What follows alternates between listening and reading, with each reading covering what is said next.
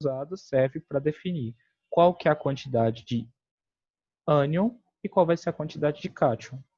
Então, a carga do cátion eu jogo para o índice do ânion e a carga do ânion eu jogo para o índice do cátion. Ou seja, na formação eu vou precisar de uma carga negativa e duas cargas, uma carga negativa e dois cátions, né? Então seria a letra C.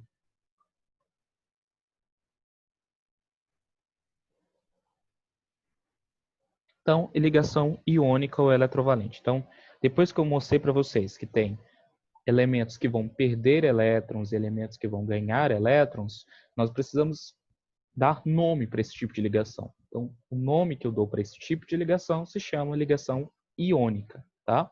Então, ela vai ocorrer devido à atração eletrostática de íons com cargas opostas, ou seja, o íon de carga negativa, que eu chamo de ânion, vai atrair eletrostaticamente com o íon de carga positiva, que eu chamo de cátion. Então, vai ocorrer essa formação.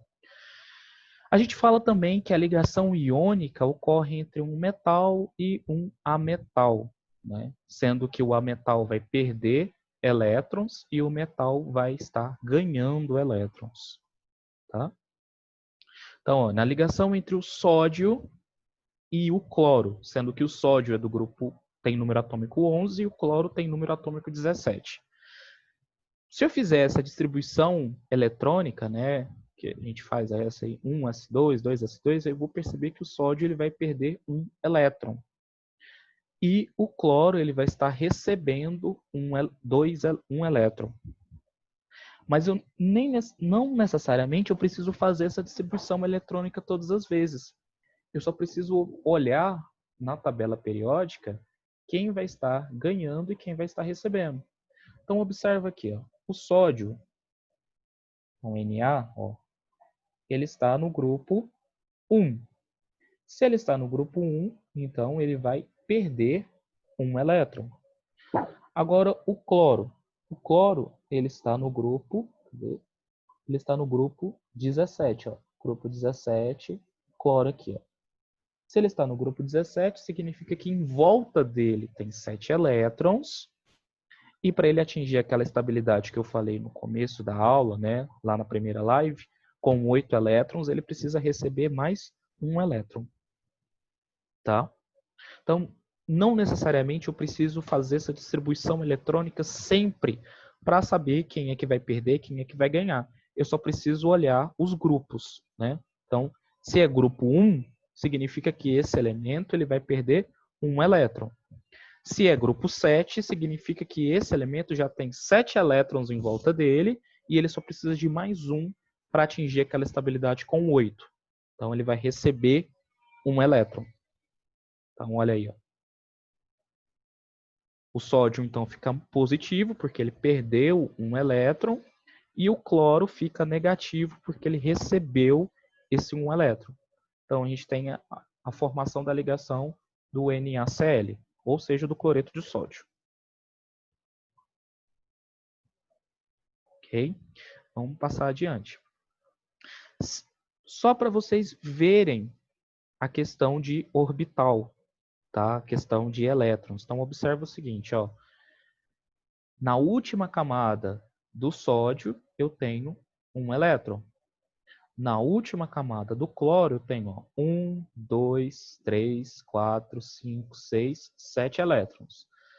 Para ocorrer a ligação entre o sódio e o cloro, então, a aproximação dos orbitais do sódio e do cloro. Então, há a interação desses dois orbitais, né? O orbital onde eu vou encontrar elétron.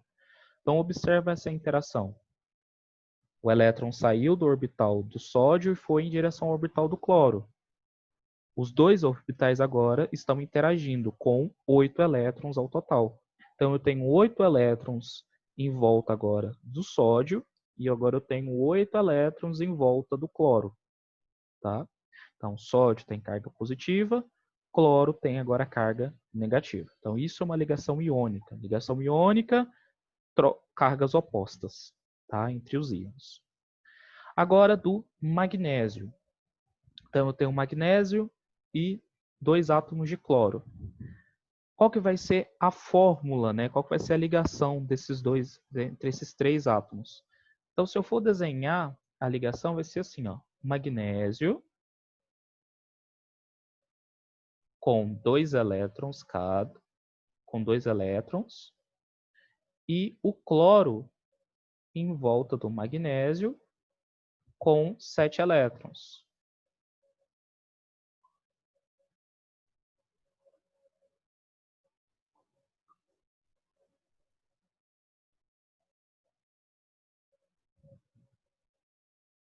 Então, ó, 1, 2, 3, 4, 5, 6, 7 elétrons nesse átomo de cloro. 1, 2, 3, 4, 5, 6, 7 elétrons nesse átomo de cloro. 2 elétrons no magnésio. Para formar a ligação, eu preciso que os 2 elétrons, né, estejam emparelhados. Então, forma uma ligação desse tipo aqui. Então, magnésio tem carga mais 2. E cada cloro vai ter carga negativa.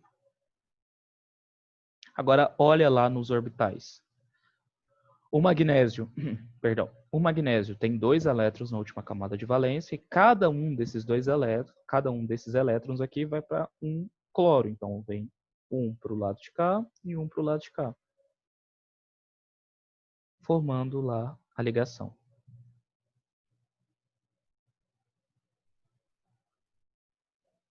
Então, eu tenho um MgCl2, cloreto de magnésio. Então, eu tenho essa interação aqui, eu tenho essa interatividade. Aí tem a regra prática, né? Para formar compostos iônicos, para eu definir qual que é a fórmula química dos compostos iônicos, eu posso seguir aquela ideia que eu tinha dado para vocês. A quantidade de cátions, a quantidade de elétrons do cátion e a quantidade de elétrons do ânion, eu vou inverter para saber qual que vai ser a carga da fórmula, né? Então, eu faço essa inversão aqui. Exemplo, um composto formado por um elemento com número atômico X com um elemento com número atômico 9. Provavelmente tem a fórmula. Então, novamente, vamos pegar a tabela periódica. Um elemento com número atômico 20. Um elemento com número atômico 20. Não sei se vai dar para vocês verem. Ó. Número atômico 20. Ele está no grupo 2+. Então, X 2+. E Y, número atômico igual a 9. Então, vamos procurar número atômico igual a 9. 7, 8. Ah, aqui. Número atômico igual a 9. Ele é grupo 17. Então, coloca aqui. Ó. Se ele é grupo 17, ele vai receber, precisa, né, de receber mais um elétron para atingir estabilidade. Para eu saber qual que é a fórmula molecular desse composto, é só eu multiplicar cruzado. Ó. 2 vem pro lugar, vem aqui para baixo. E esse menos vem aqui para cá. Então, a fórmula desse composto vai ser X, Y2. Ou seja, se eu quiser desenhar agora a fórmula molecular, né, as ligações desse composto, seria assim, ó, X no centro com 2 átomos de Y em volta dele.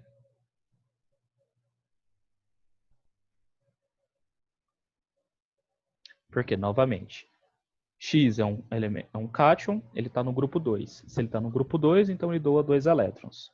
Y é do grupo 7. Se ele é do grupo 7, então significa que em volta dele já tem 7 elétrons. Então ele só precisa de mais um para atingir estabilidade. Se ele precisa só de mais um para atingir estabilidade, então ele tem carga negativa. Quando a gente então cruza os valores do cátion com os valores do ânion, então a gente tem essa fórmula aqui, ó, XY2. Ou isso é a fórmula, né? E se eu quiser mostrar a ligação, é assim.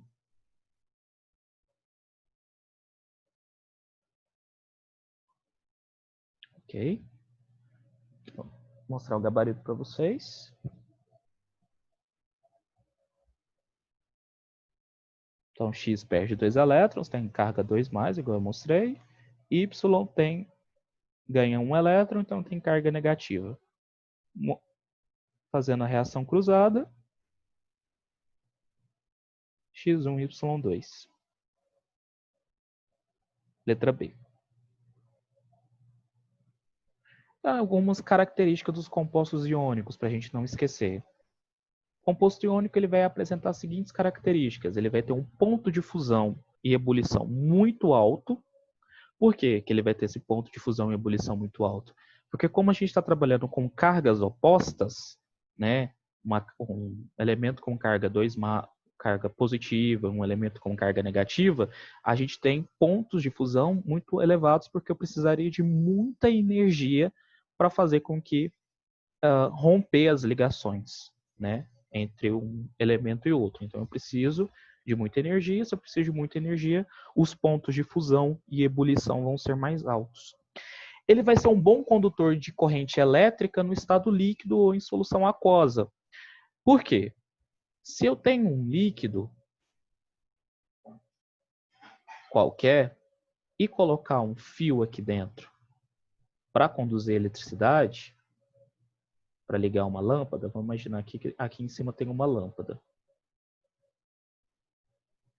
Eu quero fazer com que essa lâmpada acenda colocando esses fiozinhos aqui dentro dessa solução aqui.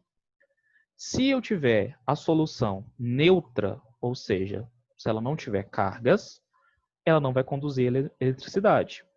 Para ela conduzir eletricidade, eu preciso ter cargas tanto positivas quanto negativas aqui dentro dessa solução. Então, gravem. Eletricidade só é conduzida num momento que o líquido tiver cargas opostas, né? Tiver carga positiva e negativa dentro da sua solução. Se ele não tiver carga nenhuma, ou tiver apenas um tipo de carga, a eletricidade não percorre. Por isso que a água da torneira vai conduzir eletricidade, vai garantir que a pessoa tome um choque, e a água destilada, aquela que a gente faz lá no laboratório, não vai conduzir eletricidade. Por quê? A água destilada, ela só tem H2O. Ou seja, eu tenho um oxigênio com 2 átomos de hidrogênio. Esses elementos aqui, eles não são elementos iônicos. Tá? Eles formam ligações que a gente chama de ligação covalente. Apesar de ter aqui uma carga positiva e aqui cargas negativas. Vou mostrar para vocês que isso aqui é uma ligação covalente, um pouquinho mais na frente. Tá? Só que a água da torneira ela não tem só isso aqui. Ela vai ter ferro, ela vai ter cloro, ela vai ter um pouquinho de mercúrio, ela vai ter um pouquinho de sódio. E por ter todos esses outros elementos aqui, esses íons aqui, ele vai conduzir eletricidade. Tá? Ok? E os compostos iônicos, eles são sólidos em temperatura ambiente. Então, o cloreto de sódio, que é o sal de cozinha, em temperatura ambiente, ele é sólido, é um pozinho. Né? Entre outros compostos que a gente pode encontrar. Então, eles vão ser sólidos em temperatura ambiente. Ligação covalente eu não vou falar agora. Vou deixar para quarta-feira, para vocês não misturarem os tipos de ligação. Então, agora, mostrei para vocês ligação iônica. E na quarta-feira eu vou falar para vocês sobre ligação covalente. E para casa, né, para vocês me entregarem até amanhã à tarde, o Vitor ainda não tinha visto. Tem essas 2 páginas para vocês fazer, tá, Felipe? Tá, Vitor? Frente B13, páginas 245 e 246, tá? Aí eu vou abrir daqui a pouquinho um bloquinho E aí vocês não precisam tirar foto, só manda o gabarito para mim, tá? Pode ser digitado mesmo. Então vocês só vão colocar o gabarito para mim lá no Google Sala de Aula. E aí, na quarta-feira, a primeira parte da nossa aula vai ser correção dos exercícios. Tá bom? Então, pessoal, boa resolução de exercícios, bons estudos e até quarta-feira, pessoal. Tchau!